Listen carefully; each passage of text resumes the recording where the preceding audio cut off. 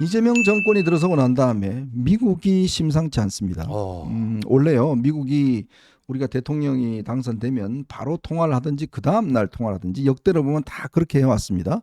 당시에 문재인 트럼프 통화도 14시간 만에 이루어졌고요. 그 다음에 이제 이 윤석열 바이든 통화도 하루 만에 이루어졌어요.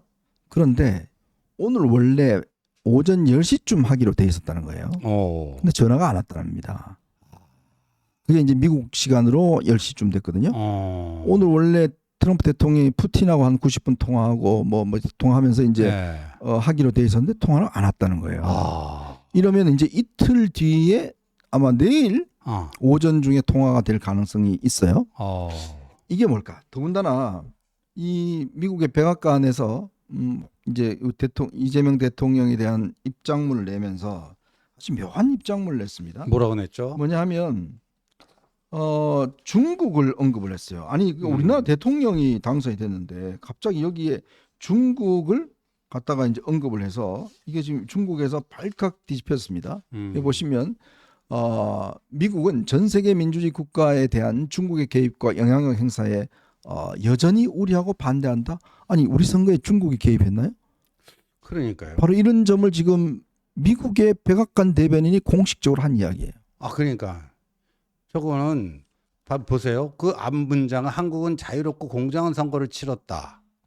자유롭고 공정한 선거를 치렀는데 미국은 전 세계 민주주의 국가에 대한 중국의 개입과 영향력 행사에 여전히 우려하며 반대한다. 그러니까 중국이 이번 그 대선에 개입했다 뭐 이런 거는 단정적으로 얘기를 안 하고 있지만 네. 그 가능성은 충분히 있다. 그 얘기 아닙니까? 자, 그러니까 바로 중국에서 반박 입장문을 냈습니다. 중국에서 이 부분에 대해서 이 오늘 외교부 대변인이 이 중국 대변인이 이 지금 이 발언에 대한 굉장히 불쾌감을 표시를 했어요. 뭐 이간질하지 마라. 네네. 근데 이게 좀 역사가 있는 게 여러분 기억하시겠지만 싱하이밍 중국 대사가 네. 당시 이재명 대표를 자기 집으로 불러서 옆에 앉혀놔놓고 일장 훈계를 한 사건이 있었죠. 뭐 기억하실 겁니다. 당시에 옆에 앉혀서 뭐라고 그랬냐면 중국의 패배에 베팅하면 나중에 후회한다. 이 이야기를 하니까 이재명 대표 딱 고개 숙이고 천주는 막 열심히 받아쓰고 네. 뭐 이런 적이 있었잖아요. 그때 아마 기억하실 겁니다. 이 싱하이밍이 저런 게 있었고, 자 거기다가 이번에 계속 이야기한 게 뭐냐면 한미 관계도 중요하지만 주변국들과의 관계도 중요하다. 이런 이야기를 한 적이 있잖아요. 그렇죠. 그랬더니 헤그세스 국방부 장관이 줄 똑바로 서라. 뭐 경제는 중국, 뭐 이 안보는 미국, 택도 엄수를 하지 마라. 택도 없다. 지금 이쪽에 줄 서라 지금. 네. 라고 이야기했고 최근에 주한미군 철수 이야기가 나옵니다.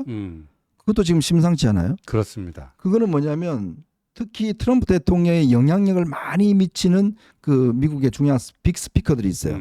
그 뭐 루머라든지 그다음에 무슨 몇 명이 있습니다. 이들이 최근에 방송에서 무슨 이야기하냐면 한국의 공산당 추종 정권이 들어섰다. 뭐 이런 이야기를 해요.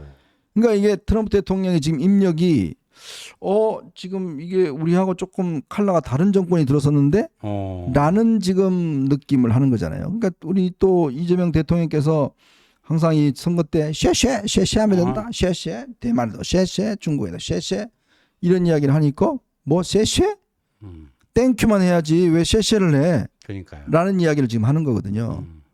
그래서 지금 이게 저는 이게 이재명 정권이 초기에 한미 간에 굉장히 문제가 생길 수 있고 더군다나 제가 아까 말씀드렸던 취임식 날 지난 문재인 정권 취임식 때는 그때는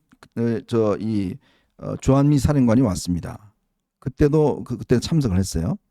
근데 어제는 그저께는 주미 대사도 초청도 안 하고 주한미 사령관도 초청도 안 하고 외교사들 한 명도 초청을 했어요. 거기다가 또 그 자주파의 핵심인 이종석이 국정원장 후보자로 지명이 됐다. 그럼 앞으로 한미 간의 정보 교류가 제대로 될 수 있을까요? 안 돼요. 네. 내한테 주면 저 간다고 생각할 거 아니에요. 네. 그 문재인 때도 그 미국 측에서 나온 얘기가